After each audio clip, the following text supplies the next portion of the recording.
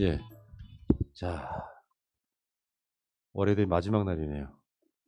정말 이럴 때 다사다난했던 이런 표현 쓰죠. 네, 뭐 이 전 인류가 처음 겪어보는 사태 아닌가 싶어요. 네. 예, 지구적으로 동시대적으로 이렇게. 나중에 수십 년 후에 2020년을 생각하면은 참 굉장히 독특했던 해로 기억이 될 것 같아요. 전 인류가 아, 공통의 계획을 갖고 있는 거죠. 네. 예, 예를 들어서 뭐 1차 세계대전 그러면은 그게 세계대전 아니거든요. 예. 주로 유럽에서만 전쟁이 일어났고 아, 아시아에서는 1차 세계대전 잘 모르는 분들 많았으니까. 하긴요. 예, 그런 식으로 보면 최초의 정말 사례가 아닌가 싶은데 진짜. 인류 역사상 최초로 생각해요. 예.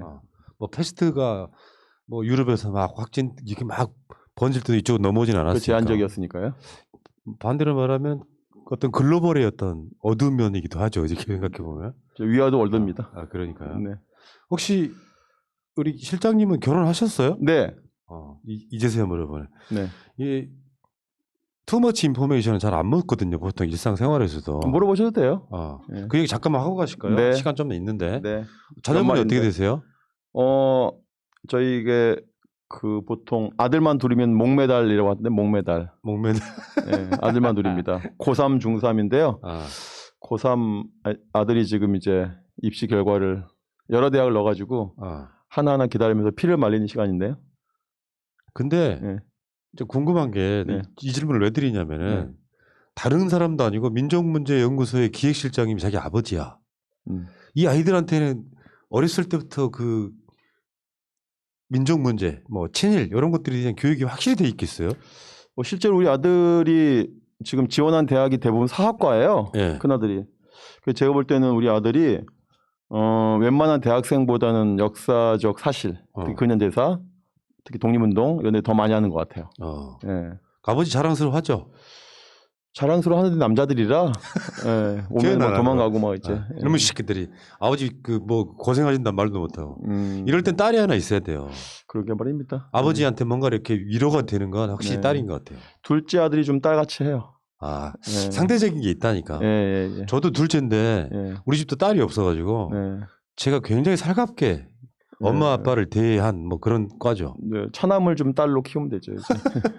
딸로 키워요? 네. 자, 그렇구나. 근데 민족문제연구소에 일하시면은 뭐 급여가 충분할 것 같지는 않고. 네, 급여는 나오죠. 왜냐하면 전국의 기부자들이 보내주시니까. 그러니까 충분할 것 같지는 않고. 그렇죠. 여기 뭐 월급 받으려고 왔으면 여기 안 오고 딴 데 가야죠. 그러니까 제 생각에도 그런 생각이 들거든요. 민족문제연구소 같은 데서는 사명감을 일하는 거잖아요. 네. 어떻게 보면 뭐 시민단체라고 표현하기는 좀 그렇고 어쨌든 연구소니까. 그러면 민족문제연구소에 많은 분들이 좀 후원이 좀 더 많아지면 좋겠다 이런 생각을 좀 드려봤어요. 그러니까 학술 시민 단체인데 그 일반적인 시민 단체들은 연구자가 상근하진 않죠. 활동하는 활동가들이 상근하고 연구를 해주시는 분들은 밖에서 대학이나 비상근으로 도와주시는데 저희는 상근자들 대부분이 연구자예요. 박사급 연구자가 많아요. 50% 이상이 석박사예요. 그런 분들이 한 곳에 매일매일 출근하고 있는 것도 참 특이한 조직이죠. 그러네. 예, 그래서 아마 대한민국에 이런 유례가 좀 없다고 생각해요. 그러니까 운동과 연구를 동시에 하는. 그래서 학술 운동 단체죠. 예. 민족문제연구소를 검색하시면은 민족문제연구소 홈페이지가 나옵니다. 거기 들어가셔서 후원 좀 해주세요, 여러분. 네, 감사합니다. 네. 한 달에 10,000원씩만 뭐 해도 5,000원만 내셔도 돼요. 그러니까 5,000원만 넣으셔도 됩니다. 네. 그러니까 사실 그런 생각이 좀 들어요. 진짜 돈 벌려고 생각을 했다면 이거 안 한다. 그러면 누군가는 해야 되는 일이잖아요. 네. 제가 표현이 좀 그렇긴 합니다만 우리 꼬맹이가 어렸을 때 장래희망을 마을버스 운전기사 이렇게 말을 하더라고요. 꼬맹이가. 되게 박수를 쳤어요. 왜냐면은 누군가는 해야 되는 일이거든요. 그렇습니다. 근데 그거에 대해서 직업의 귀천을 나누다 보니까 뭐 과학자가 되고 의사가 되고 판검사가 되고 우리나라에서 별로 안 좋은 직업이에요. 사실 알고 보면. 그게 뭐 돈을 벌겠다, 권력을 갖겠다 이런 의도가 아니겠습니까? 근데 사회 곳곳에는 이렇게 누군가 해야 되는 일을 해야 되는 사람들이 있는데 그런 사람들이 어떤 물질적인 보상을 충분히 받았으면 좋겠다 이런 생각을 하거든요. 제 입장에서는. 뭐 동서고공망론하고 그런 경우는 없기 때문에요. 그렇습니까? 예, 뭐 별로 기대 안 하는 게 좋습니다. 근데 선진국들 가면 NGO들이 굉장히 인기 있는 직업 중에 하나잖아요. 그 북유럽과 대한민국을 동시에 비교하기는 어렵고요. 적어도 북유럽은 그 레지스탕스가 중심이었고 그 나치 부역자들이 기득권인 나라가 아니기 때문에 직접 비교하기는 어렵기 때문에요. 우리가 그 정도 따라가려면 친일파들 빨리 청산해야 되겠죠. 그러니까 네. 다른 걸 떠나서 네.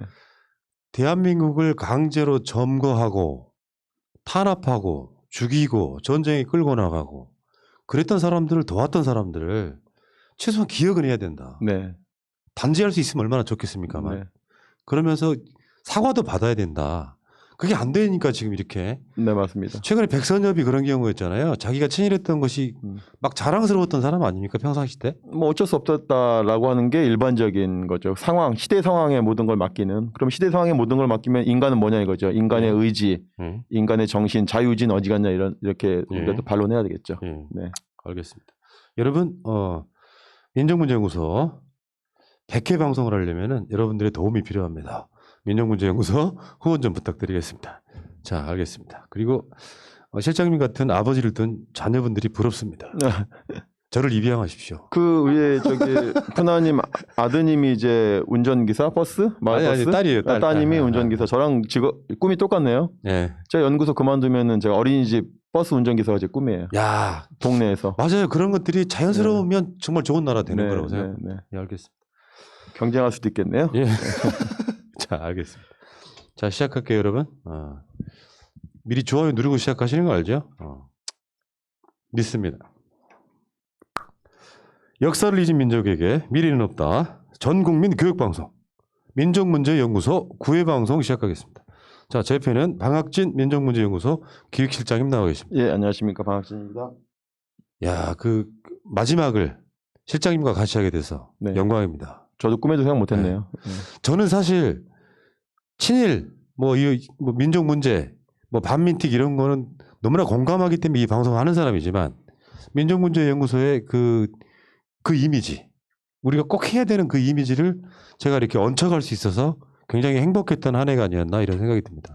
제가 지난주에 실은 오늘 연말이니까 안 오려고 좀 핑계 대려다가 엊그저께 정광훈 목사 무죄 판결 나가지고 석방되는 거 보고 오늘 반드시 이 시간 지켜야 되겠다라고 해서 다른 때보다 더 심혈을 기울여서 정광훈의 선배들을 제가 오늘 설명하는 시간을 갖겠습니다. 네. 정광훈의 뿌리가 어딘지를 알려드리겠습니다. 네, 그렇지 않아도 정광훈 이슈는요. 이따가 5시부터 하는 방송에 깊게 한번 다뤄보도록 하겠습니다. 네. 자, 지난주에 그 감리교인, 뭐 기독교인, 뭐 개신교 뭐 다 포함되는 거니까 개신교의 감리교 이야기 좀 나머지 할 게 있고요. 네. 그 다음에 이제 장로교, 지금 대한민국 최대 교단이죠. 네, 그렇습니다. 그쪽으로 한번 넘어가 보겠습니다. 네. 예.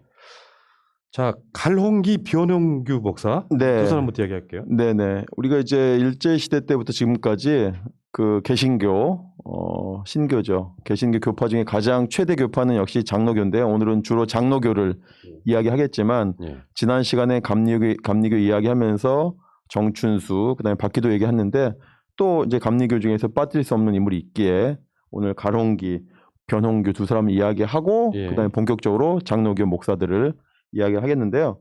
먼저 가롱기를 먼저 보시면 지금 이제 이 그림이 보이실 텐데 이 그림은 문화체육관광부죠. 요즘에 이름이 문화체육관광부 홈페이지 들어가시면 역대 장관들의 이제 그 경력을 이렇게 써놓은 건데요. 그러니까 옛날에 우리 문체부 어렸을 때 보면 문체부라고 하지 않았고 문공부라고 했던 시절이 있었어요. 맞습니다. 정부의 정책을 홍보하는 일종의 정권의 나팔수 역할을 많이 하던 곳이 문공부였는데 이게 전신이 올라가면 이제 문공부, 문공위원, 뭐 공보처, 공보실 쭉 가거든요. 바로 왼쪽 맨 위에 있는 것이 이제 갈홍기라고 하는 인물이 보이시죠? 네, 공보처장을 역임했고요. 네네. 김한란도 보이네요. 그렇죠, 김한란도. 이 사람들이 지금 공보처장을 했던 사람들이에요? 그렇습니다. 이게 정확히 말하면 이승만 정권 때 이승만의 나팔수 역할을 했던 사람이다. 그중에 가롱기가 있었다? 그렇습니다. 야. 이건 지금 현재 문체부 홈페이지 가시면 여러분들이 다 지금도 있어요? 있습니다. 오 마이 갓. 있는데 문제는 이런 국가 공식 기구에서 다루는 이런 사이트에는 저런 분들을 밑에다가 당구장 표시해가지고 친일 행적이 있다라고 한 줄이라도 넣어줘야 됩니다. 정말 이승만 정권이 나라를 다 망쳤구나, 역사를. 네.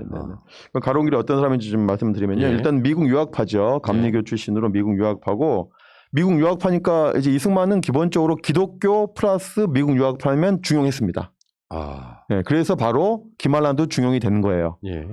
김말란 역시 미국 유학파이고 기독교이고 또 가론기 역시 미국 유학파이고 기독교이기 때문에 모든 컨셉이 코드가 이승만과 맞기 때문에 이승만에 충실한 대변인이 됐는데 이 가론기가 이제 본격적으로 이 해방 일제시대 때 행위는 좀 이따 얘기하도록 하고 일제시대 행위는 박희도 정춘수와 비슷하니까 좀 생략을 하고요. 이 가론기가 본격적으로 한국 근현대사를 망친 시기는 6.25 전쟁 와중이에요. 아. 6.25 때 맹활약을 하는 사람이에요. 6.25 때 맹활약했어요? 네. 직접 총을 들진 않았지만 이제 이승만의 어떤 입장을 대변하는 건데 이승만이가 6.25 때 가장 강력하게 이야기한 것이 북진통일론이거든요. 네. 우리가 1950년 6.25 전쟁이 벌어지고 53년에 6.25 휴전협정이 벌어지는 와중에서 휴전협정 또는 평화협정을 맺어라라고 전 세계에서 많은 그런 목소리들이 있었습니다. 예를 들어서 인도의 그 당시 수상인 네루 수상이라고 되게 유명한 수상이 이제 남북이 싸웠으니까 이제 그만 싸우고 휴전협정이 아닌 평화협정을 맺어라 이왕에 그냥 당분간 휴전하면 또 싸우겠다는 거 아닙니까? 그러지 말고 영구히 이제 싸우지 말고 평화협정을 맺어라라고 하는데 그거를 정면으로 반대하는 것이 바로 가론기입니다. 가론기 영어가 되거든요. 그러니까 그런 회의들이 국제회의들 나가가지고 우리가 왜 평화통일이 안 되는지 우리가 왜 북진통일을 해야 되는지 이승만의 북진통일론을 가장 열심히 해외에 나가서 설파한 사람이 바로 가론기라는 인물이 되는 거죠. 그러니까 지금 우리가 여전히 DMZ 가서 우리가 엊그저께 보니까 우리 경기도 평화부지사께서 개성공단을 좀 재개하자고 하는데 뭐 족보에도 없는 유엔 사령부가 막으니까 뭐 한 달 넘게 텐트 쳐가지고 임진각에서 약간 농성 겸 현장 집무실 하시던데 그런 어떤 우리 협정을 못 맺는 지금도 우리 문재인 정권의 지금 가장 시급한 남북 문제가 평화협정 체결 아니겠습니까? 남북만이 아니라 지금 전 세계의 희망이죠. 남북이 평화협정 맺는 것이. 근데 그것을 정면으로 반대했던 사람이 바로 가론기이기 때문에 우리가 이 자를 기억을 해야 된다는 거죠. 그리고 난 다음에 이제 6.25가 이제 어느 정도 끝나고 휴전이 되고 난 다음에 6.25가 지나니까 이승만의 그 인기는 떨어지거든요. 다음 선거하면 무조건 떨어지게 돼 있는 겁니다. 왜냐하면 전쟁을 겪었고 전쟁 과정에서 수많은 민간인 학살에 가담하거나 지휘했던 사람이 이승만이기 때문에 재선될 수가 없는 거죠. 다시 대통령이 된다는 건 불가능한데 그러니까 법을 바꿔버려요. 헌법을. 그 헌법이 바로 54년도에 그 유명한 4.4.5입 개헌입니다. 그러니까요. 즉 대통령은 중임할 수 있는데 초대 대통령에 한해서는 영원히 대통령 할 수 있는 법을 만드는 거죠. 헌법을 바꿔가지고. 그게 역사가 되니까 나중에 박정희가 또 바꿉니다. 그렇습니다. 예. 그 영구집권. 그게 바로 4.4.5입 개헌이죠. 뭐 200 몇 명이 제적인데 그중에 3분의 2가 되려면은 136명이 돼야지 과반수 3분의 2가 넘는 건데 한 표 차이로 이게 135표가 나온 거예요. 그러니까 이게 퍼센티지가 안 나오는 거예요. 그렇죠. 그러니까 반올림도 아니고 올림을 해가지고 이거는 과반수다 해가지고 아주 기이한 수학적 논리를 이렇게 들이밀어서 4.4.5입 개헌을 하는데 또 역시 가론기가 열심히 역할을 하는 거고요. 그다음에 이자가 이제 감리교 목사였지만 그 당시에 뭐 신사참배라든지 일제 통치에 협력했던 사람인데 역시 그 버릇이 어디 안 가고 해방 이후에 이승만을 거의 신처럼 모시는데 이승만 약전을 쓰거든요. 이승만이 뭐 찬양하는 글이죠. 근데 어떻게 비유하냐면 예수와 석가에 비유합니다. 이승만을. 이렇게 표현합니다. 가론기가 어떻게 이승만을 표현하느냐. 예수나 석가처럼 아무런 나도 없다. 이 나라고 하는 건 개인 사적 욕심이 없다. 어떠한 사적 욕심이 없이 이승만 대통령은 민족의 자유와 독립, 인류의 평화와 행복을 개척하는 지공무사의 삶을 살았다. 지공무사가 지극히 공적이고 사사로움이 없다. 지공무사라는 표현이 그렇게 쓰거든요. 그런 삶을 살았다고 가론기가 설파를 하는 거죠. 그 이승만뿐만 아니라 박정희나 전두환도 이렇게 찬양했던 목사들이 있죠. 그러니까 이 찬양이라고 하는 게 일제시대 때 천황 찬양을 하고 일제가 망하니까 그 다음에는 독재자를 찬양하고 그러니까 본인이 섬겼던 신은 어디 있냐 이거죠. 그럼에도 불구하고 여전히 감리교의 총감독도 했던 사람으로서 지금 역사에 기록되고 있는 것이고 이런 문제가 여전히 이제 안 되니까 이런 것들이 스멀스멀 나오는 게 바로 정광훈의 씨앗이 이때부터 뿌려지는 것이다. 그렇죠. 정치와 결합되는 정치와 종교가 결합되는 바로 대표적인 인물이 바로 가론기라고 할 수 있는 거죠. 네. 그다음에 이제 그다음에 인물은 이제 변홍규인데요. 예. 예, 변홍규 이 사람은 우리가 어렸을 때 국민교육헌장 다 외우지 않았습니까? 예. 지금도 외우시죠. 우리는 민족 중의 역사적 사람을 띠고 태어났다. 조상의 빛나는 오늘 쭉 하다가 예.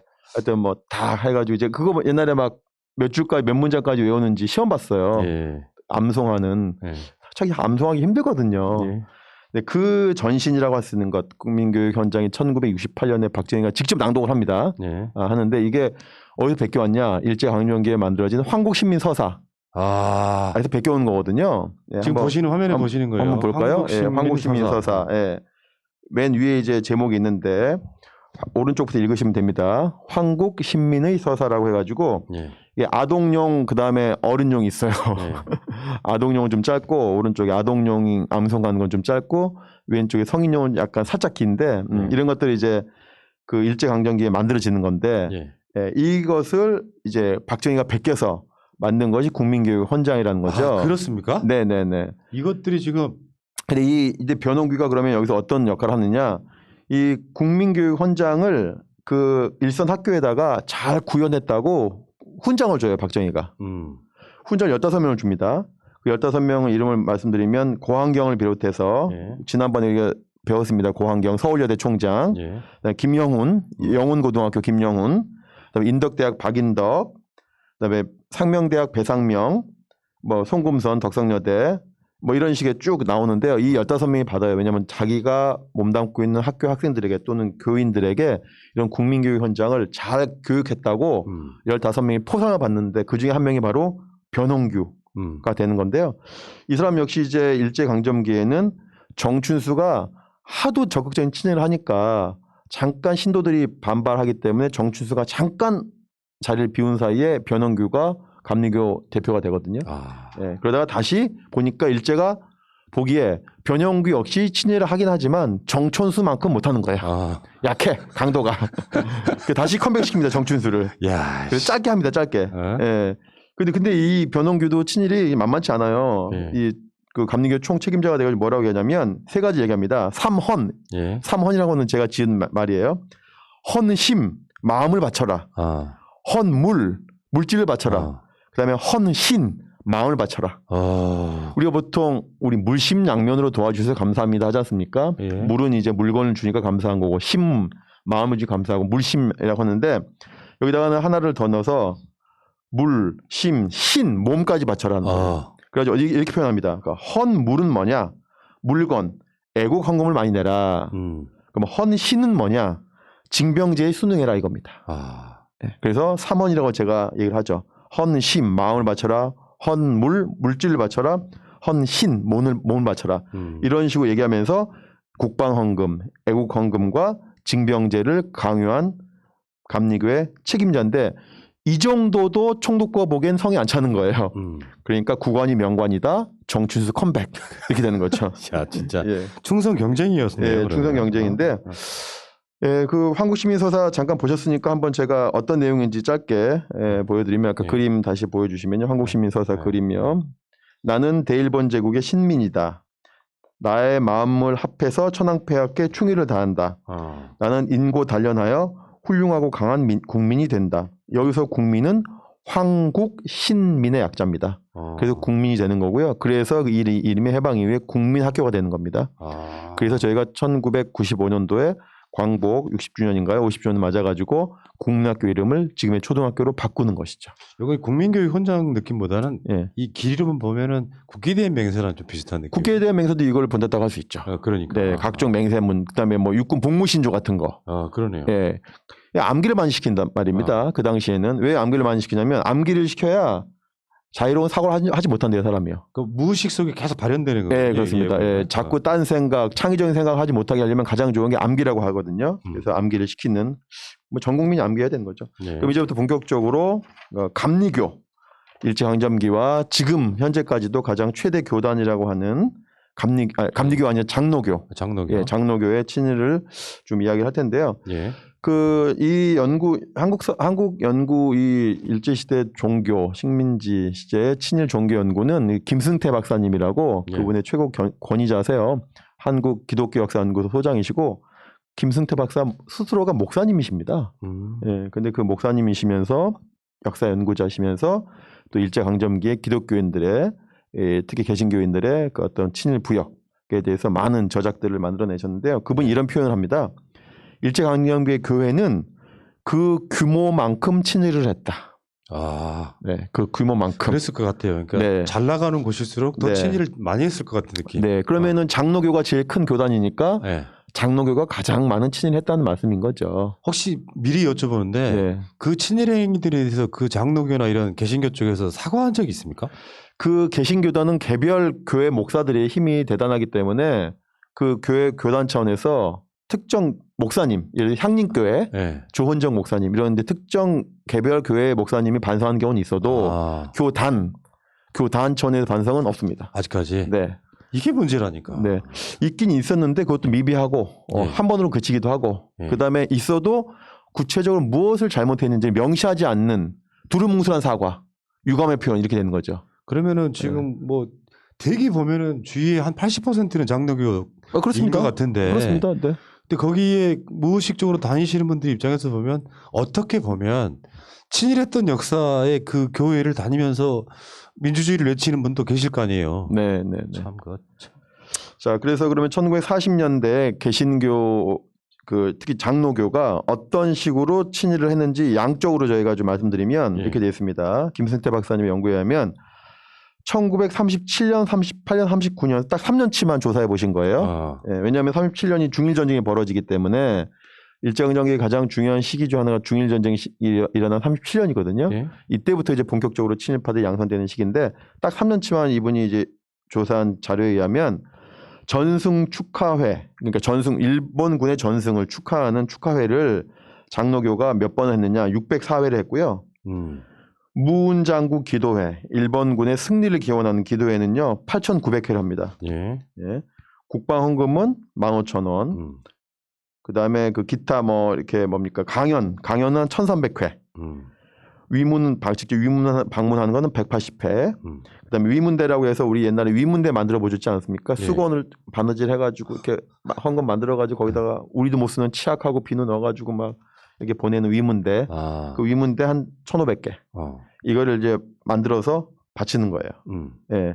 그게 이제 딱 3년 동안에 장로교가 한 행위니까 자, 기도회를 8,900회 했다는 거예요. 8,900회를. 일제를 위해서. 예. 딱 3년치만 보면 그러면 이제 45년까지 하면은 만 번이 뭡니까? 제가 볼 때 2만 번이 넘어갈 것 같아요. 예. 진짜, 예. 야. 이런 기도회라고 하는 게 신도도 한두 명이 모여서 하진 않거든요. 그러네. 구역 예배라고 해서 요즘 같은 보면은 3, 4, 5 모여가지고 하지 않습니까? 예. 이런 8,900회 정도 하려면 전 교단이 나서지 않으면 불가능한 그런 행위가 되는 거죠. 예. 거의 뭐 그 영혼을 그냥 맡기다시피 했네. 꼭 매일매일이 아니라 제가 하루에 몇 번씩 한 겁니다, 이게. 예. 너무하네, 정말. 네네네. 예. 그러면 이제 그 첫 인물로 제가 가나다 순으로 해가지고 구현직을 먼저 그러면은 예. 얘기하는데 구현직을 얘기하려면 이제 이분이 이제 그 장로교는 지역마다 이제 노회라고 있거든요. 예. 이분이 이제 충청북도 지역의 실력자입니다. 예. 국민총력 조선예수교 장로회 충북노회 이사장을 했는데 이분이 해방 이후에 청주에 유명한 고등학교가 있거든요. 야구의 명문. 야구 명문. 청주 세광고등학교. 아, 세광고요? 예, 예. 아, 세광중고등학교 이사장을 합니다, 이분이. 해방 이후에. 근데 이분이 그 일제 때 어떤 일을 했냐면 장로교 충북적 실력자신데 42년도에 장로회 총회 보고 때 이런 자기의 성과를 자랑해요. 1. 애국기 헌금 4천만 원을 냈다. 4천만 원이요? 예, 4,000원. 4,000원. 예, 사전 큰 돈입니다. 그다음에 2. 관내, 충북 관내 80개 교회에서 시국 강연을 했다. 3. 관내 80개 교회에 종을 헌납했다. 그다음에 또 하나 특이한 것은 부여신궁에 근로봉사대 3인을 파견했다. 다른 건 다 알겠는데 부여신궁에 근로대 3인을 파견했다가 약간 잘 어색하시죠? 약간 낯선 표현 아니겠습니까? 무슨 말인지 모르겠어요. 네, 부여신궁에 근로대 시키면 노가다 시키려고 3명 보냈다라는 건데 부여신궁이 뭐예요, 그럼? 부여신궁 그림 한번 볼까요, 그럼요? 예. 네, 지금 보이시는 그림인데요. 부여는 충남 부여입니다. 예. 충남 부여에 신궁을 만들겠다는 거예요. 혹시 이게 그 신사 이런 거예요? 맞습니다. 아. 우리가 보통 일반적인 신사는 그냥 신사라고 하는데요. 급이 높은 지금 요즘으로 말하는 국립신사는 신궁이라고 합니다. 그게 우리나라에도 있었어요? 그게 남산에 있었죠. 아. 그게 조선 신궁이죠. 아, 그게 제일 큰 거였고. 그렇습니다. 그게 조선 전체 식민지 시대 조선 전체 신궁 넘버원 신사는 조선 신궁 남산에 있습니다. 그래서 신궁이라고 해서요. 지금도 흔적이 많이 남아 있죠. 대표적인 그 계단. 안중근 기념관이 있는 그 계단이 있거든요. 그 계단이 바로 신사 올라가는 계단이에요. 헐. 예. 거기다가 그 계단에 표시가 돼 있습니까? 표시가 안 돼 있죠. 안 돼 있으니까 그걸 이제 우리가 표시를 해야 되는 거죠. 근데 이렇게 대도시에 신궁을 만드는 게 일반적인 원칙인데 왜 충남 부여에다가 신궁을 만들었을까? 라고 하는 게 아주 중요한 포인트입니다. 왜 그렇습니까? 뭐 예를 들어 부산이다, 평양이다, 대구다 이런 대도시에 만들면 좋겠는데 어떻게 보면 시골이죠. 시골. 시골인 부여에 했을까? 부여하면 뭐가 생각나십니까? 백제? 그렇습니다. 바로 거기에 힌트가 있는 거죠. 아, 네. 말해주세요. 지금. 네. 머릿속에 떠오르는데 표현을 못하겠어요. 네네. 그러니까 이제 일제가 37년 중일전쟁 이전까지는 조선인들을 그렇게 필요로 하지 않았어요. 자기들의 힘만으로도 충분히 만주도 침략하죠. 중국도 침략하죠. 그런데 중국 다 먹어보고 다 먹진 않았지만 그다음에 다시 동남으로 가려다 보니까 땅이 너무 넓고 전선이 너무 확대되는 거예요. 그때부터 조선인의 청년들이 필요했던 거죠. 근데 조선인 청년들이 군대 안 가려고 하지 않습니까? 군대 안 가려고 하니까 자꾸 이제 문화예술인을 동원해가지고 군대 가려고 하게 하는데 그건 문화예술인을 동원하는 것이고 또 하나 이데올로기를 만들어야 되는 거죠. 이데올로기. 조선 청년들이 이 전쟁에 왜 나가야 되는지 이데올로기, 이념을 만드는 거예요. 그래서 부여신궁, 부여가 뭐냐? 백제의 도시 아니냐? 우리 일본 천황계의 가계도를 쭉 타고 올라가면 백제 왕과 맥을 같이 한다. 내가 생각했던 게 맞네. 그겁니다, 바로. 일본의 원천이잖아요, 사실은. 그래서 알고 보면 일본과 조선이 하나구나. 뿌리가 하나구나. 그래서 동근이구나. 또 알고 보니 조상이 똑같네. 동조구나. 그래서 동조 동근론이 되는 겁니다. 동조 같은 할아버지, 동근 같은 뿌리. 그러니까 이 전쟁은 일본인만의 전쟁이 아니라 조선인들도 당연히 나와야 될 전쟁이다라고 하는 이데올로기를 만들기 위해서 신궁을 부여에다 만드는 건데요. 예. 여기에 이제 동원이 되는 거예요. 그냥 지금 구현직이 그랬다는 거잖아요. 구현직뿐만이 아니라 여러 명의 종교 지도자들이 교회에서 차출시켜가지고 자기는 안 가면서 신도들 뭐 아무래도 이제 공사를 해야 되니까 체력이 좋은 젊은 남자를 보냈겠죠. 그런데 보내는 거죠. 이런 거친 표현은 죄송하긴 한데 미친놈들 아니에요? 목사들이 지금 신사 짓는데 동원돼 가지고 이런 선동을 하고 있어요. 그런 XX 행위가 더 많습니다. 이제 미친놈들이네요 이게. 그래서 여기 안 나올 수가 없네. 그 부여신궁이 지금 어디냐면 바로 백제 바로 부여박물관 자리입니다. 아 그렇습니까? 예, 낙화암이 있죠. 낙화암이 있는 바로 그 자리에다가 그래서 이제 부여라고 한 도시는 그래서 이때부터 계획 도시예요. 왜냐하면 신궁을 만들어야 되니까 중심 도시를 만들어야 되기 때문에 네모 반듯하게 만들고 인구들도 늘리고 하면서 지금 부여에 가면은 시내가 약간 반듯반듯합니다. 아 그것 때문에 이때 만들어진 계획 도시예요. 왜 막 옛날 오래된 도시 계획 도시 아닌 건 막 꾸불꾸불 그렇습니다. 그렇거든요. 예. 계획 도시는 반듯반듯하죠. 네네네. 이 부여고요. 그래서 이제 부여 이쪽이 몇 년 전에 유네스코 세계유산으로 등재가 됐거든요. 백제문화권에 묶이면서 공주라든지 부여 이쪽이 유네스코 세계유산이 됐는데 그러면서 이제 이걸 어떻게 할 거냐. 왜냐면은 조선 부여 신궁을 짓다가 만 자녀들이 있을 거 아닙니까. 돌들도 나오고. 그래서 이제 요즘에 그걸 가지고 이제 토론을 하고 있는데 그걸 보존하자고 하는 분도 계시고 이걸 없애자는 분도 계신데 저는 당연히 보존론이죠. 그걸 왜 없앱니까? 그걸 보존해가지고 이런 신성한 지역에다가 부여신궁 만들었던 사람들의 친행적들 알리는 것이 맞지 이걸 없애면 안 된다. 그래서 당연히 보존을 해줬으면 좋겠다. 이런 이제 이야기를 좀 하고요. 그 부여신궁은 이제 그때 말씀드렸는데 또 하나는 부여신궁에 또 재미있는 게 서울에서 부여까지 거리가 대략 몇 킬로쯤 될 것 같으세요? 제가 봤을 때 한 150킬로? 좀 더 쓰십시오. 200? 조금만 더. 220. 250km 되거든요. 그렇게 멀어요? 네, 250km 되는데 그거를 이제 요즘에 보면은 요즘에도 하더라고요. 역전 마라톤 대회라는 거 들어보셨죠?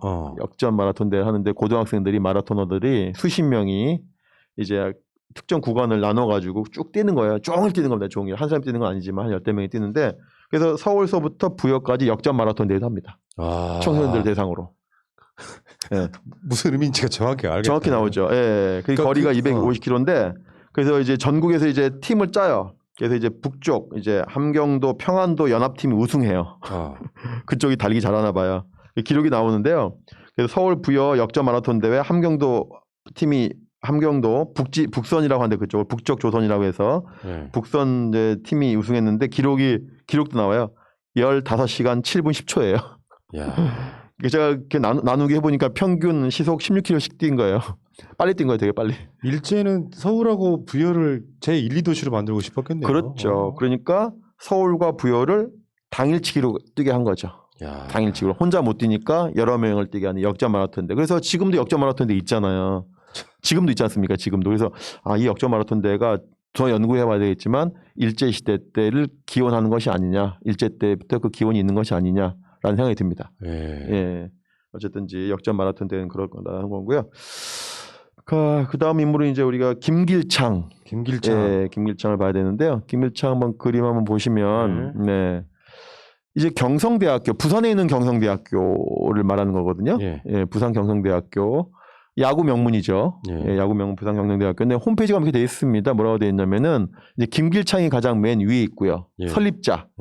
설립자인데 설립자지만 자세히 보면은 조선 임전보국단 발기인, 일제 침략 전쟁 적극 협력, 시사참배, 황민화 운동 적극 협력한 사람이고요. 여기 쓰여 있어요. 그럼 이거는? 예. 이거는 그렇게 안 써 있고 이건 누가 만든 거냐면 요즘 가장 참 언론 단체인 뉴스타파가 만든 겁니다. 이걸 이렇게 이제 화면으로 나갔다. 비주얼하게. 네네네. 이제 뉴스타파가 작년, 재작년부터 올해까지 계속 몇 년 동안 연작으로 이 친일파들이 한국 사회 곳곳에 얼마나 암약하고 있는지 좀 이건 이제 교육계를 가지고 이제 프로그램 만드신 거예요. 근데 너무 잘 만들었어요 보니까요. 그래서 그 뉴스타파 보시면 이렇게 잘 돼 있습니다. 그래서 지금 현재 뭐 어떻게 족벌로 돼 있죠. 아들이 그다음에 그 손자가 지금 현재 증손자가 이사장이고 그 증손자의 이모부가 총장이에요. 네. 그러니까 한국의 족벌 사학이 이렇게 되어지고 있다고 하는 가장 모범적인 사례. 여기 사실 이런 게 한두 개가 아니잖아요. 사립학교가 대부분이 그렇죠. 대부분. 네, 근데 특히 사립학교 중에서도 미션계 사립학교는 더 그렇죠. 기독교계 더 그런 게 심하죠. 하여튼 김길창은 이제 당연히 장로회 그 부회장, 전국 모임의 부회장을 하고 신화참배 앞장을 서고 신화참배 결의한 이후에 바로 평양신사를 가서 참배를 하고요. 그다음에 아까 구현직은 그 충청 북도 지역의 실력자라면 김길창이는 경남 지역의 실력자예요. 장로교. 경성대학교가 그렇습니다. 예. 근데 이 사람이 이제 어떤 일이 있냐면 해방 이후가 되니까 이제 농지개혁을 해야 되는데 이 농지개혁 때 대규모로 땅을 불화를 받아요. 혜택을 받는 거죠. 그래서 그 땅을 불화받은 걸 가지고 학원 재벌이 됩니다. 이 경성대학뿐만 아니라 수많은 중고등학교들의 학원을 이분이 만들게 되는 계기가 되고요. 그 반민특위 때 잠깐 이제 붙잡혔는데 물론 당연히 석방되지만 나중에 반민특위 때 뭐라고 추궁을 받냐면 이 증언이 있거든요. 김길창이가 3.1운동 당시에 3.1운동에 대해서 쓸데없는 짓이라고 한 발언들이 있어요. 그걸 증언을 해요. 그걸 이제 반민특위가 추궁하니까 그렇지 않다고 발뺌을 하긴 하지만 그런 증언들이 있습니다. 3.1운동은 쓸데없는 짓이다. 근데 보통 이제 쓸데없는 짓이라고 많이 얘기했던 대통령 중에 하나가 이제 YS 대통령이 쓸데없다고 많이 했는데 그게 또 생각나죠. 쓸데없는 짓이다. 3.1운동은 그렇게 했다는 증언이 있는 건데 그러면 이분들이 신사참배를 했던 모습들을 보면요. 한번 사진을 제가 준비해 왔는데 뭐 이 사람만이 아니겠죠. 신사참배 사진은 그 다음에 보이기로 하고요. 하여튼 그 다음 인물을 소개하면서 신사참배는 설명을 하겠습니다. 다음 인물로 넘어가 볼까요? 전필순? 네, 전필순. 이분이 뭐라고 얘기하냐면 뭐 당연히 이분도 역시 장로교 출신 인사로서 뭐 똑같이 어떻게 보면 가장 다른 분 이제까지 나온 그 구현직이나 김길창보다 더 이 친행적이 많다고 할 수 있는데 이분은 경성 지역 유력자입니다. 경성. 그러니까 지금의 서울이죠. 아까 구현직은 충북 지역, 김길창은 경남 지역, 이 전필수는 서울 지역의 이제 실력자라고 할 수 있는데요. 이 사람이 이렇게 얘기하거든요. 일본이 막대한 물자와 고귀한 피를 흘린 이유는 팔괭 이후에 대성업을 성취하기 위해서다. 팔괭일우라고 하는 어려운 말을 하거든요. 예. 일본이 지금 열심히 물자를 들여서 사람을 들여서 피를 흘리고 전쟁한 이유는 팔괭일우라고 하는 성업이다라고 하는데 팔괭일우가 뭔지는 다음 그림 한번 보시면 설명드릴 텐데요. 예. 네. 자, 지금 보이시는 그림이 있는데 이제 자연석으로 보통 많이 만듭니다. 예. 아주 잘생긴 자연석으로 한자가 써 있어요. 팔괭이루? 예, 괭자가 좀 어려운. 이게 뭐예요? 무슨 괭이 예, 무슨 뜻이에요? 팔은 8팔자고요. 예. 괭은 동서남북 전후 좌우입니다. 그러면 뭐냐면 입체가 돼, 입체. 예, 입체가 되거든요. 그러니까 동서남북 전후 좌우 8개 아닙니까? 그럼 입체가 돼요. 그게 뭐냐? 코스모스를 얘기해요. 우주, 전 우주를 얘기합니다. 전 우주. 팔괭이 일우다, 우주다. 예, 예. 전 우주가 일우 하나의 집이다. 뭐 무슨 뜻인지 알겠다. 예, 빅텐트죠, 빅텐트. 예, 이 빅텐트는 누가 이게 주재하느냐? 천황의 그러니까, 주재 예. 아래 위아더 월드인 거죠. 우리는 한 가족 이렇게 되는 거죠. 야. 그래서 이런 이념을 가지고 대동아 전쟁이라는 걸 벌이는 거죠. 이 대동아, 이 동아시아의 대동아시아는 이 앵글로색슨족, 이 백인으로부터 침략을 막아내는 우리가 큰 빅텐트를 만들어야 된다라고 하는 침략의 구호예요. 뭐 한국과 일본이 합치는 것 정도는 아무것도 아니고. 그건 넘어가는 거고 이제 아시아가 전체가 합쳐지는 거고 예. 아시아를 넘어가자고 전 우주가 이제 하나가 돼야 된다고 하는 약간 이제 미친 짓이죠. 이거는 좀 광기를 얘기하는 거고요. 이게 전필순이 세운 거예요, 혹시? 그럼? 전필순을 비롯한 유력자들, 그 다음에 그 지역의 어떤 지역의 유지들, 토들이 이런 것들을 경쟁적으로 세우는데요. 그 다음 이제 팔괭이로 비석을 한번 보여드리면 팔괭이로 비석은 뭐 전국에서 많이 있습니다. 이게 한두 개가 아닌 거예요? 한두 개가 아닙니다. 웬만한 데 다 있어요. 이 사진은 저희가 용인에서 발견한 건데요. 용인의 옛날 주요 도시가 양지면이거든요. 양지면. 파인 컨트리 클럽, 파인 리조트 있는데 안성 넘어가는데 거기가 이제 양지가 옛날 용인의 중심 지역이에요. 그 양지 초등학교가 있습니다. 그 용인에서 가장 오래된 학교 중에 하나입니다. 그 양지 초등학교 일대가 다 친일파 송병준의 집 땅이에요, 다. 예, 그래서 친일파 송병준의 아들 송정원이가 쓴 친필입니다, 저게 또. 팔괭이루. 근데 저게 이제 양지 초등학교가 일제 때부터 만들어진 학교이기 때문에 일제 때는 세워져 있었죠, 저게. 아까 처음에 사진처럼 세워져 있다가 이제 해방이 되니까 민망하잖아요. 민망하니까 눕혀놓은 거예요. 눕혀놓고 저거를 어제 어떻게 발견했냐면 어린이들 놀이터에 벤치를 쓰고 있다고 아이들이요. 지금요? 그 당시에도. 이렇게 그러니까 아이들이 모르는 거죠. 그냥 좋은 돌 하나 갖다 놨나 보다라고 알고 있었는데 어린이들 시소도 있고 보니까 미끄럼틀도 있는 그 벤치를 쓰고 있는 걸 보니까 저게 돼 있었던 거예요. 그래서 저거를 저희가 이제 저렇게 방치하면 안 된다. 왜냐하면 저거 세운 사람 이름이 있는데 그 이름을 우리가 알아야지 해가지고 용인 문화원에 현재 옮겨놨는데 지금 계속 용인 지역의 시민단체나 용인의 시의원들, 뜻 있는 시의원들이나 이런 분들이 저걸 다시 세워서 교육 자료를 쓰자. 팻말 세우고. 뜻풀이가 뭔지. 네, 하는 건데요. 그 당시에는 그럼 팔괭이루란 말이 유행처럼 썼었나? 너무나도 유명한 말이죠. We are the world. 그런 거죠. 예, 내선일체 황민아처럼 아주 자주 쓰이는 대표적인 구호 중에 하나죠. 모르고 지나갈 뻔했네. 민족문제연구소 화이팅. 네. 팔괭이로 말씀드렸고요. 예. 그 다음에 이제 다음은 이제 김종대. 네. 김종대 역시 이제 장로교 출신인데 장로회보에 이렇게 글을 씁니다. 일본 정신과 기독교가 합치됨을 보여주자. 그러니까 일본의 정신과 기독교가 하나됨을 보여주자라고 이제 글을 쓰고요. 그 다음에 황군 환자용, 그러니까 일본 군인들이 이제 전쟁 나가면 부상당하지 않습니까? 그 환자 이송하는 앰뷸런스 차량 세대 헌납도 합니다. 그 다음에 여기서 중요한 건데요.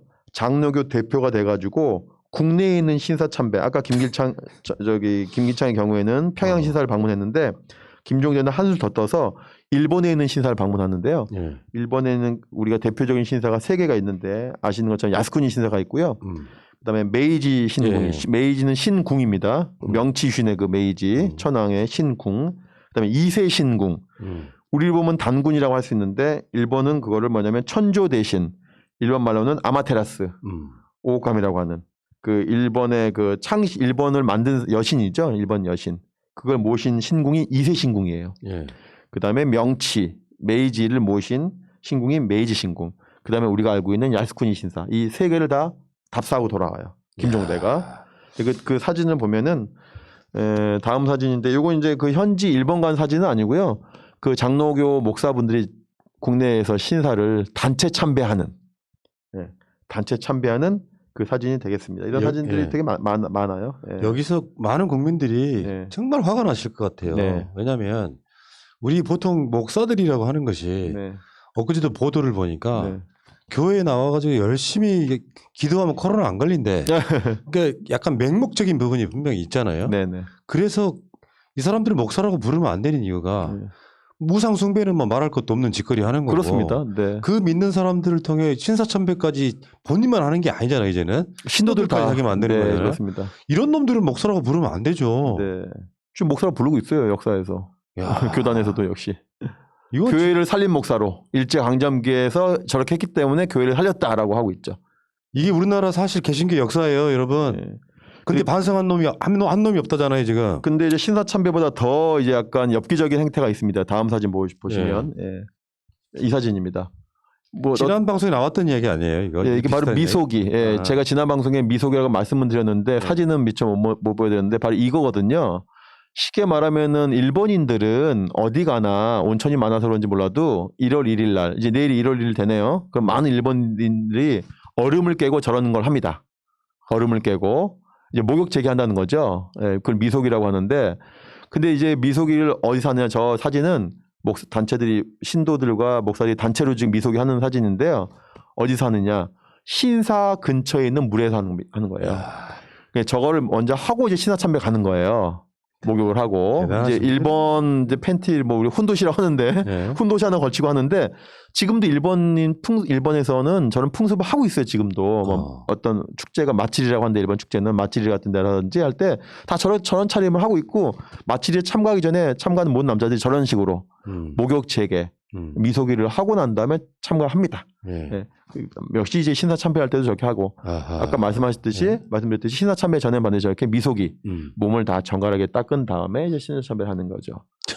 어처구니 없다 진짜. 그래서 대표적으로 저 미소기 했던 곳이 서울은 한강, 그다음에 부산은 낙동강이겠죠. 부산은 아닌가? 무슨 지난번에 말씀드렸는데 용 어디더라? 하여튼 있으면 해변이 있습니다. 부산에 유명한 해변이 있습니다. 거기서 합니다.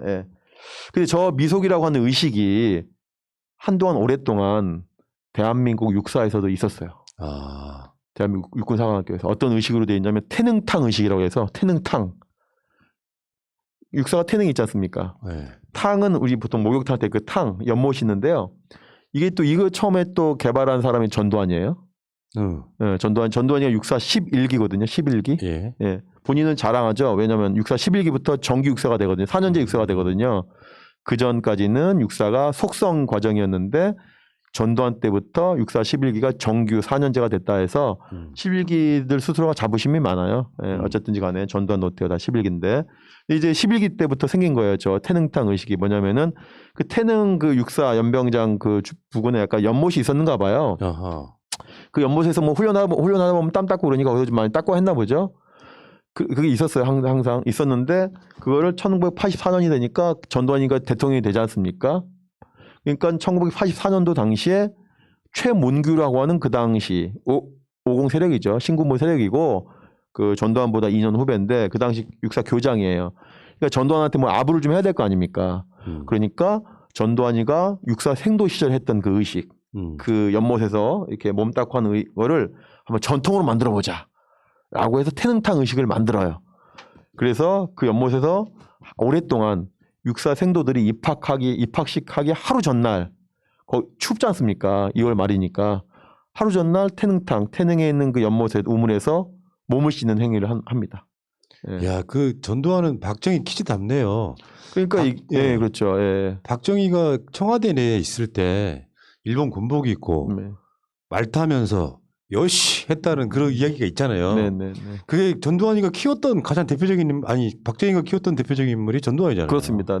그 부러웠었나 보지 그런 게? 그러니까 이제 전두환 같은 나이 연배쯤 되면은 일제강점기 시대에 살았던 사람들을 직접 선배로 모셨던 사람이기 때문에 그것이 너무 자연스러운 거죠. 직접 본인이 일제강점기를 겪진 않았지만 일제강점기 겪어진 사람에게 직계 후배이기 때문에 그런 의식이 다이렉트로 전달된다고 할 수 있는 건데 물론 이제 전두환이가 그걸 하면서 이건 미소기 의식이야라고 하진 않았겠지만 뭔가 어떤 중요한 의식 전에 단체로 옷 벗고 그것도 그냥 개인으로 그냥 야 각자 그냥 너희들 그냥 숙소 가서 샤워하고 와 이게 아니라 단체로 옷 벗고 탕에 들어가서 하는 행위 자체가 본인은 무의식적으로 몰랐겠지만 그게 바로 미소기 행위를 본인이 무의식적으로 배워서 후배들한테 만든 그런 거라고 우리가 이해할 수 있는 거죠. 일종의 전체주의인데 예. 예, 일본에 가면은 접대 문화 중에 그 요정 접대 문화가 그 비슷한 게 아닐까 싶어요. 네, 다 벗고 노는 거. 예, 그러면서 이제 그러면서 야 너는 나를 서로 우리가 못 보고 다 봤으니까 그렇지. 우리는 하나다. 그렇지. 우리는 동료 의식이 생기는 거죠 이제. 이제 공범 의식이 생기는 거죠. 일본 사람들 특별히 그런 게 강한 것 같아요. 네. 전체주의적인 어떤 느낌이. 우리 같은 경우에 조선시대 때 남자끼리도 같이 옷 벗고 그렇게 놀지 않거든요. 그치. 아주 친한 친구라고 해도 그렇게 그것도 수십 명이 한 연못에 들어가서 씻는 건 없죠 잘. 예. 근데 지금도 어떻게 보면 특전사에도 그런 걸 하고 있는데 뭐 그건 극기훈련 차에서 한다고 이해하고 넘어가죠. 뭐. 저도 좀 했습니다 겨울에. 그렇습니까? 얼음물 들어가는 거. 네. 그래서 태능탕 의식이 뭐 지금은 다행히 예. 폐지가 됐으니까 예. 다행이라고 봅니다. 그리고 이제 그 사진은 준비 안 했지만 또 이 인물들은 잠깐만 얘기가 넘어가겠습니다. 신후식도 있고요. 신후식은 해방 이후에 예장 통합 총회장인데 역시 미영 경멸 비행기 헌납 운동에 앞장선 사람입니다. 소위 목사라고 불렸던 인간들이네. 예장 통합 총회장 같은 사람이에요. 신후식. 자 이제 근데 다음에 이제 그 소개시켜드릴 송창근, 김우현, 김응순 세 명은 좀 아쉬운 경우예요. 왜냐하면 친일로 이렇게 변절하기 전에 그래도 독립운동에 가담했던 사람들이거든요. 예, 송창근의 경우에는 독립운동을 했는데 이분을 이제 독립운동이라고 하든지 또 기독교에 입교시킨 사람은 그 유명한 이동희 선생이에요. 이동희. 예, 이동희 선생님이 기독교 신자인데 그분이 이제 송창근 역시 권유를 해서 기독교에 입문한 사람인데 나중에 이제 변절해가지고 이분은 송창근의 경우에는 경상북도 지역의 대표가 됩니다. 예장 경상북도 지역의 총 대표가 되고 이분도 역시 마찬가지로 똑같이 교회 종, 그다음에 철제 종각, 종만 아니라 종을 매다는 데도 또 철제가 필요하거든요.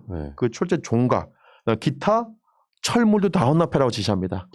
보통 종만 헌납해라 해도 이제 사실은 그것도 이제 극악한 진행인데 그 종 옆에 있는 부속 철제 플러스 기타 철물 또 다 헌납해라라고 지시하니까 그러니까 어떻게 보면 이게 이렇게 적극적인 진행이라고 할 수 있는 거예요. 태평양 전쟁에 일본군의 물자가 부족하다. 쇳덩어리는 다 모아라 이런 거. 그렇습니다. 그다음에 이제 김우현의 경우에도 역시 이제 독립운동을 3.1운동 때 했습니다. 이분은 어디서 했냐면 우리 노무현 대통령의 고향인 김해 진영에서 했어요. 했는데 불행히도 아쉽지만 또 이제 일제 친일로 변절하게 되는 사람이고요. 김응순 역시 마찬가지로 독립운동 했는데 뭐 군자금을 모집한다든지 독립신문을 배포하는 그런 걸 했지만 똑같이 뭐 이세신궁이라든지 야스쿠니 신사 참배도 했고요. 일본에 건너가서 그다음에 해군기 헌납 명명식에 참가하고 그다음에 역시 일본군 환자용 앰뷸런스 세대 헌납식에 참가하고 그다음에 각 노회라고 하는 것은 그 지역의 밑에 있는 일종의 사단 같은 거죠. 지역 교회 노회에다가 여긴 또 한술 더 떠서 귀금속을 헌납해라. 아까에는 교회 종을 헌납했다고 한다면 여기는 귀금속도 헌납해라라고 하는 분인데 그래서 어쨌거나 그 김우현, 김응수는 독립운동을 했으니까 우리가 몰랐으니까 독립운동가로 서원을 했어요 국가에서. 그래가지고 한동안 계속 독립운동가로 있어서 국가에서 건국 훈장도 받고 그다음에 김응순의 경우에는 국립묘지에 대전 국립묘지에 안장돼 있다가 다행히 이런 친일 사실을 밝혀져서 지금은 이장이 된 상태입니다. 사진 한번 볼까요? 이장된 사진이. 그렇구나. 네네네. 지금 이게 대전 국립묘지예요. 저 사진이. 대전 국립묘지에 있는데 이분의 경우에는 사실은 이제 그 독립운동가 서원이 초기에는 되게 약간 엉성한 게 많았어요. 면밀하게 조사 안 됐으니까 또 안 되기도 하고 이런 친일 문제 연구가 사회적으로 많이 커버되지도 않고 지원도 안 해주고 정부라든지 각종 공공기관에서 이 친일 문제에 대해서 관심이 안 가졌기 때문에 이렇게 친일로 변절한 사람을 버저지 국립묘지에 안장하고 우리 세금으로 관리하고 있었는데 다행히 2011년도니까 2011년도에 왜 서원이 박탈됐느냐? 2009년도에 친일명 사진이 나왔거든요. 네. 아, 예. 친일명 사진 성과입니다 이게. 밝혀지니까. 예, 도저히 그렇습니다. 이건 현충으로 둘 수가 없다. 네네네. 뭐 물론 그 전에도 계속 문제가 됐지만 어쨌든지 2009년도에 민정문제연구소가 친일명 사진 역시 발간하면서 우리 민문현 예. 최고. 그래서 김우현, 김웅순 둘의 독립운동이 훈장이 서원이 박탈되고 예. 또 김웅순은 마침 또 국립묘지에 있었는데 그것도 이장을 했어요. 근데 사실은 강제 이장 규정이 없기 때문에 버티면 돼요. 버티면 되는데 다행스럽게 또 김웅순의 후손은 또 관계자는 일말의 양심이 있었던 거니 있었구나. 그래서 2011년에 서원이 박탈되자마자 그 해에 스스로 이장합니다. 그래도 나름 훌륭한데요. 그러니까 이제 후손은? 우리가 지금 이제 우리가 국립묘지법 개정을 해야 되는데 이런 식으로 조금이라도 후손들이나 그 후배들이 양심 있으면 오히려 이렇게 김웅순의 이름을 덜 욕되게 할 수 있는 건데 이제 버티면 버틸수록 욕이 먹게 되는 거죠. 예, 그나마 김웅순은 다행히 자발적으로 후손들이 유족들이 그다음에 그 관계자들이 이장을 했으니까 그나마 그거 하나는 우리가 좀 인정해줘야 된다. 네. 이런 말씀을 좀 드리고요. 그런 거 우리가 인정을 해야 되다니. 네. 참 정말 어처구니 없네. 네. 자, 알겠습니다. 여기까지가 이제 이 장로교인들 이야기였고, 네. 자, 지금은 이제 장로교회도 또 교단이 많잖아요. 네네네. 뭐 예장 통합 합동 많은데 네. 그거 지금 이제 일제 때는 그게 다 하나였기 때문에 그게 해방 이후에 대부분이 분할했기 때문에 그것까지 하려면 또 시간이 없는데 그 일단은 지금 장로교 이외 교단이 또 몇 개 있습니다. 예. 성결교, 그다음에 구세군, 천주교를 해야 되는데요. 일단은 성결교는 그 교세가 약하죠. 실은 뭐 감리교보다 못하니까 3위, 4위 정도의 교세이긴 해요. 그렇지만 조선 성결교회 총 이사장이 누구냐면은 바로 이명직이라고 하는 사람인데 이 사람이 신사참배에 대해서 이렇게 얘기합니다. 신사참배는 단순히 일본이 행하는 국민 의례이니까 그냥 이건 받아들여야 된다라고 얘기를 해요. 예. 아, 그 한국에서 제사도 못 지내게 하는 게 기독교 아닙니까, 사실은? 네. 그리고 또 이제 이렇게 또 이런 뭐 이야기도 합니다. 자, 일본이 이렇게 물어봐요. 이명직 목사한테. 자, 신사참배가 우상숭배입니까? 떠보는 거죠. 그랬더니 우상숭배가 아닙니다. 그 이유가 왜 아니냐? 왜 우상숭배가 아니냐라고 일본 형사가 물어보니까 보통 우상숭배라고 하면은 그 형태가 사람의 모양이라든지 동물의 모양을 갖다 놓고 빌어야지 우상숭배인데 신사에 가봤더니 그런 건 없더라. 그러니까 우상숭배가 아니다라고 이제 정말 그 논리를 만들어내는 거죠. 위패는 뭐예요, 위패는? 그러니까 말입니다. 그러니까 완전히 이제 이제 우상숭배가 임에도 불구하고 이것을 합리화시키기 위해서 그런 식으로 교묘하게 이론을 만드는 거죠. 근데 신사에 가면은 위패뿐만이 아니라 써 있거든요. 이세 신궁은 그 천조 대신 모시고 있는 거다. 그다음에 메이지 그 신궁은 메이지 천황 모시고 있는 거 써 있는 거예요. 그 이미 있습니다. 그런데 그게 우상숭배 아니라고 하면 문제인 거고 또 신사에 들어가면 돌이라고 하는데 문 이렇게 일주문처럼 문이 있지 않습니까? 돌이 앞에 동물들이 지키고 있어요. 동물들이 우리 광화문 해태처럼 그러니까 수많은 동물들도 그 안에 가면 보여요. 근데 이게 없다고 이렇게 하면서 우상숭배 아니다라고 하는 이제 궤변을 만들어내고요. 근데 이분이 이제 가장 크게 이제 성결교단의 잘못을 한 것은 43년도에 이렇게 얘기합니다. 모든 성결교회 교단을 해체하라. 뭐 옛날 뭐 저기 정춘수처럼 뭐 교회 한 24개 팔라 이게 아니라 모든 성결교회 교단 다 해체하고 그럼 해체하면 남는 재산이 있을 거 아닙니까? 부동산과 비품들 이건 다 일본 당국에 환납하라. 야, 자신들 먹고 살려고 어마어마한 짓들을 했구나. 그러니까 이거는 이제 싹쓸이. 그냥 교회 종 하나 헌납하라 하는 거는 이제 애교죠. 모든 교회를 근데 이 그 성결교회 교단이 갖고 있는 대학이 이제 서울신학대학교예요. 어디 있냐면 이제 서울에서 이제 부천 넘어가면 바로 있습니다. 서울신학대학이지만 서울에 없고 부천에 있습니다. 근데 이 서울신학대학이 되게 유명해져서 전국적으로 유명해서 탄정이 딱 한 번 있어요. 92년도 학력고사 시험 문제지를 분실했거든요. 이 학교에서. 그랬어요? 예. 그때는 학력고사니까 대학교에 가서 시험을 보지 않습니까? 그 대학을 가가지고 그러면 그 전날에나 이렇게 시험지가 미리 도착해 있죠. 근데 그게 분실 뜯겨진 거예요. 헐. 그래가지고 그 당시에 구약번들이 시험이 연기됐어요. 아, 그랬어요? 예. 그 학교예요? 그 학교예요. 그래서 유명해졌어요. 그 학교가 서울신학대학교가. 아, 이것도 처음 알았네. 예. 어쨌든지. 그러니까 뭐 구의학번들은 예. 구의학번들은 다 알아요 이 학교를. 왜 이 학교가 시험지 관리를 잘 못해가지고 학력고사가 연기됐으니까 모를 리가 없죠. 네. 뭐 안에서 새는 바가지 밖에 새는 바가지 비슷한 그런 느낌이에요. 예, 어쨌든 그건 이제 별개지만 하여튼 그런 일이 있었다는 거고요. 그다음에 이제 우리가 성탄절과 연말연시에 항상 생각나는 이제 종교가 구세군인데요. 예. 구세군의 본부는 이제 그 영국에 있습니다. 예, 영국 종교인데 그 황종률이라는 이제 구세군, 한국의 구세군의 대표인데 이 사람은 이제 성탄절을 맞아가지고 예. 뭐라고 얘기하냐면 성탄절 맞았으니까 헌금 내야지 이렇게 또 얘기합니다. 성탄절과 연말연시를 맞아가지고 일제에다가 헌금 내자 이런 걸 또 설파하고 그다음에 이런 표현합니다. 동아의 화근을 경멸하자. 이 아주 중요한 표현이거든요. 동아시아의 화근 덩어리를 미리 제거하자. 이게 바로 대동아 전쟁의 기본적인 입장이거든요. 일본이. 그게 뭐냐면 일본이 동아시아를 8경 이루 정신에 의해서 동아시아를 하나의 그 위아더 월드로 만들고 싶은데 가장 걸림돌이 되는 건 역시 미국과 영국이야. 그래서 선전포고를 하거든요. 그래서 선전포고를 하고 이제 일본과 미국에 대해서 영국과 미국에 대해서 선전포고하고 그 선전포고 할 때 천황이 이렇게 표현합니다. 바로 내가 미국과 영국과 전쟁하는 이유는 동아의 화근을 없애기 위한 거라고 선전포고 얘기를 해요. 천황이. 이걸 그대로 따라 해가지고 우리 구세군도 역시 그런 정신에 따라서 동아의 화근을 없애는 거에 우리가 일조해야 된다라는 발언을 구세군 지도자인 황종률이 이야기를 하는 거죠. 네. 이쯤 되면 제가 한마디 할게요. 네. 가지가지들 하네요. 진짜. 네, 여러 가지 하죠. 정말 부끄럽다 진짜. 그러니까 장단을 맞추는 거죠. 그냥 억지로 하는 것이 아니라 이게 친일 행위들을 보면 억지로 마지못해 소극적으로 하는 것이 아니라 장단을 맞춥니다. 장단을 주거니 받거니 하는 거고 하나를 하라면 둘을 하는 거죠.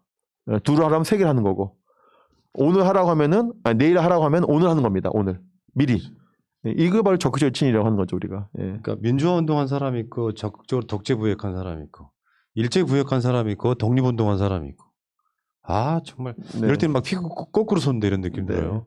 그래서 또 구세군에서 뭐 기회가 되시면 좋은 일 많이 하시는데 이런 황종률에 대해서도 한번 공개적으로 한번 입장이 냈으면 좋겠는데 뭐 난망한 기대입니다. 자 그리고 이제 천주교는 지금도 대한민국에서 나름 존경받는 그나마 기독교 중에서는 거기도 친일이 있었어요? 그 사실 천주교가 지금처럼 그나마 개신교보다 나은 평가를 받고 민주화 운동에 많이 이렇게 좀 큰 역할을 했던 것은 그 천주교 정의구현 사재단 그 함세웅 신부님이라든지 뭐 지학순 주교라든지 이런 분의 역할이 컸거든요. 민족문제 연구소랑 관련이 있잖아요. 함세웅 신부님이 저희 연구소 이사장이시죠.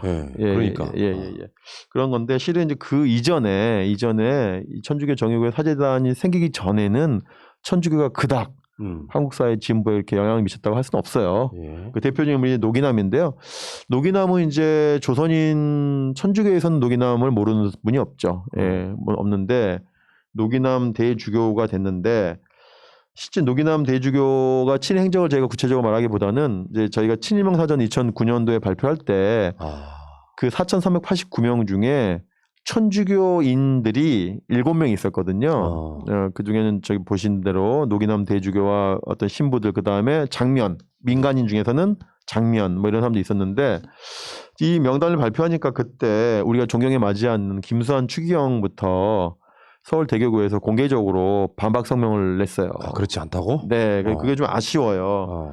그래서 오늘은 좀 우리가 존경하지만 김수환 추기경이 어떻게 얘기하셨냐? 우리가 사실은 2009년도에 친일명 사전 내지만 2005년도에 예비 명단을 발표합니다. 발표하면서 우리가 이제 이 명단 속에서 임명 사전을 만들 건데 혹시 이 명단에 이의가 있는 단체나 기관이나 후배나 제자들은 이의 제기하시오라고 예비 명단을 2005년도에 발표하는데 그걸 바로 보시고 김수환 추기경이 입장을 내세요. 근데 그 입장도 동아일보랑 인터뷰하는데요. 왜 하필 동아일보랑 인터뷰하는지 모르겠지만 이렇게 얘기하십니다. 김수환 추기경이 자기가 겪어봤는데 장면 그다음에 노기남 다 천주교 인사죠. 이분은 잘 안다 내가 그럴 분들이 아니다. 그다음에 김성수 동아일보 김성수도 이게 변호를 하세요.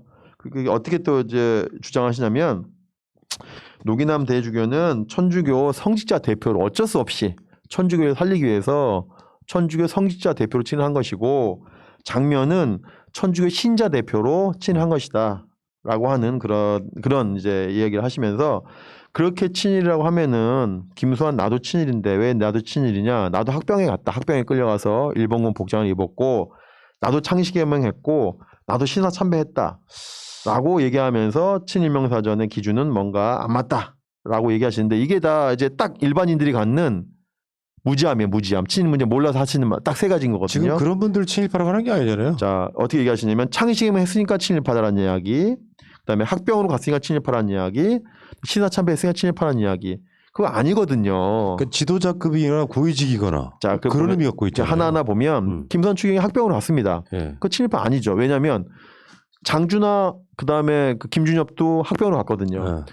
일제가 이제 1945년 폐망이 다가오니까 일본 유학생들도 조선인 일본 유학생 조선에 가 있던 일본에 유학가 있던 조선인 유학생들도 다 급하니까 학병으로 보내버려요. 강제로. 이건 지원병이 아니에요. 이건 그야말로 강제에 의해서 간 거예요. 이거는 친일이 아닌 거죠. 강압에 한 거니까. 그러니까는 본인도 학병이니까 친일파다. 그거 아니라니까요. 우리가 언제 학병을 친일파라고 했습니까? 자발적으로 예. 지도급에 있거나 네, 맞습니다. 고위직에 있었던 그런 사람들이잖아요. 그렇습니다. 마찬가지고요. 그다음에 창씨개명도 창씨개명에 앞장선 사람들의 문제인 것이지 그 당시에 창씨개명 안 하면 배급도 안 주고 했기 때문에 일반인들에게 대해서는 우리가 친일파라고 낙인 찍지 않는단 말이죠. 그러니까 창씨개명은 또 김성수나 방응모는 창씨개명도 안 해요. 그러니까 창씨개명 안 하고 친일 많이 합니다. 그러니까 창씨개명 자체가 또 친일의 기준 아니다. 또 세 번째 신사참배. 신사참배는 일반인들 다 했거든요. 일반 학생들부터 동네마다 다 신사가 있으니까 그걸 다 어떻게 친일이라고 합니까? 그럼 전국민 친일파인데 그거 아닌 거죠. 그거 신사참배를 교리에 어긋나게 종교 교리에 어긋나게 했으니까 문제를 삼는 것이지 이렇게 뭐 김수환 추기경은 뭐 일제강점 지금이야 우리가 뭐 언론으로 뭐 큰 어른이지만 일제강점기에는 연소한 분이기 때문에 나이도 어리고 하기 때문에 김수환 추기경처럼 이렇게 젊은 분이 어린 나이에 지도자도 아닌 분이 한 행위를 우리가 친일을 하지 않는다. 만약에 모든 걸 친일을 해버리면은 누구도 죄가 없다는 논리가 돼버리지 않습니까?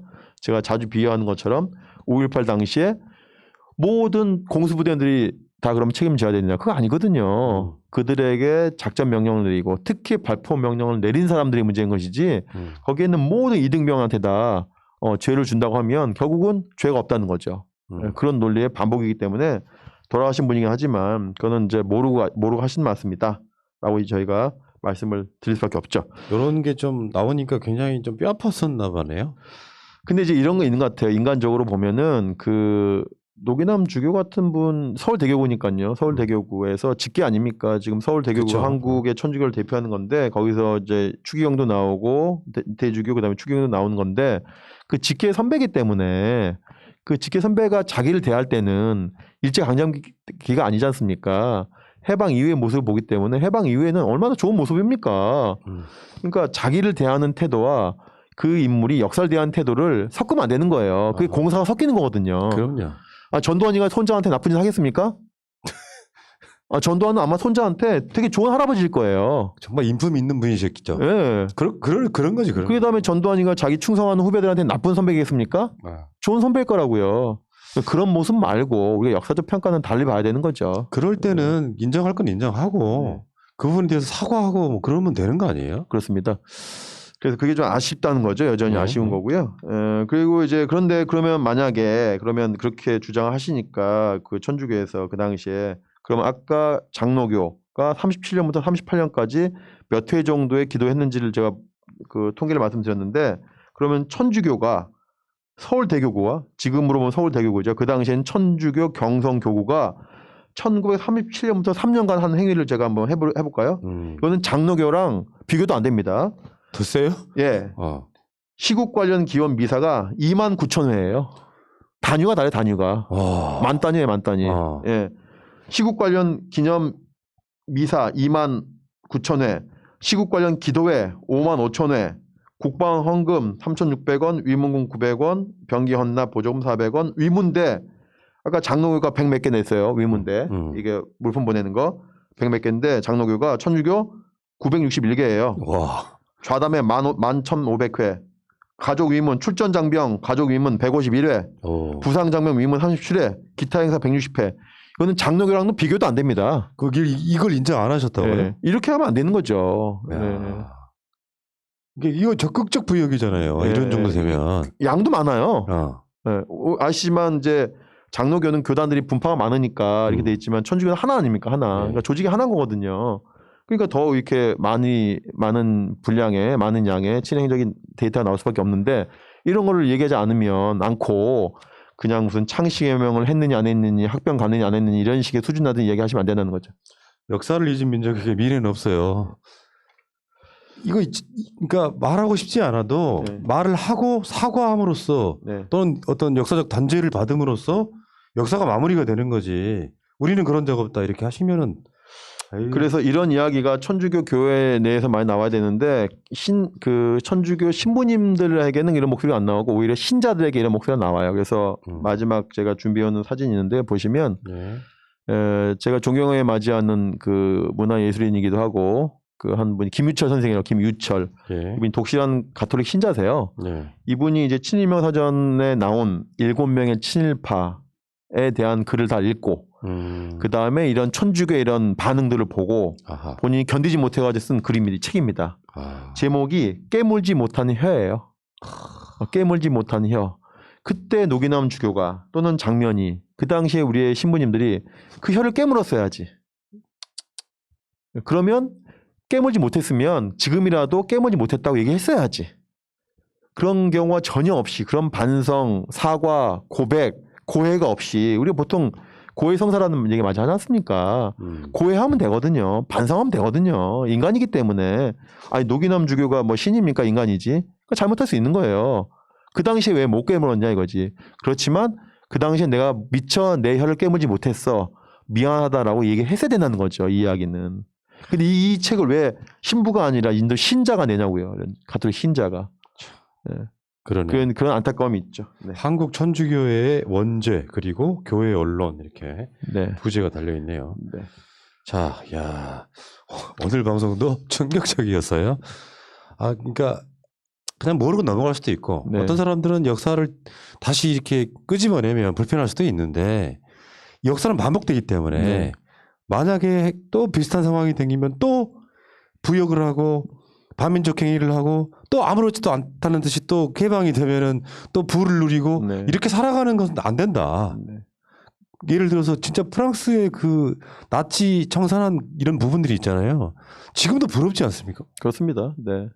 예를 들면 거기 그 중에 언론인들 가장 먼저 처단했던 것도 정말 부럽지 않습니까? 그러니까 일단은 사회적 지도자가 지금 누리고 있는 것을 이런 권위와 어떤 혜택과 어떤 선망과 명예를 누리려면 이런 어려운 시절에 지금 평소에 누렸던 것을 쓰라고 평소에 이렇게 종용해 주는 거거든요. 쓰지 않으면 안 되죠. 댓글창에 불교계 자료도 궁금합니다 하셨는데 다 준비가 돼 있어요. 조금만 기다려 주십시오. 그래서 오늘은 시간 관계상 이렇게 마치고요. 그다음에 형평성이 있으니까 불교 얘기 안 하면 또 싫어하실 거니까. 불교도 엄청 나죠. 그래서 다음 시간에는 불교를 주로 얘기하게 하겠습니다. 성탄절 가까워서 특집으로 기독교를 2시간 동안 했고요. 자, 다음 시간에는 불교를 한번 해보도록 하겠습니다. 자, 두 아드님이 적용하는 민족문제연구소 두 아드님만 적용하는 박학진 민족문제연구소 기획실장님과 함께했습니다. 역사를 잊은 민족에게 미래는 없다. 전국민 교육방송 민족문제연구소 9회 방송 마치겠습니다. 고맙습니다. 고맙습니다. 여러분 나가시기 전에 좋아요 좀 부탁드립니다. 물리치자 바이러스에게는 마스크가 없다. 어서 가자 바이러스보다 먼저. 그러니 내일보다 먼저 가자. 우리들의 희망을 형제이게 하자. 설령 그것이 내일이라 해도 현재로 저들을 물리치자.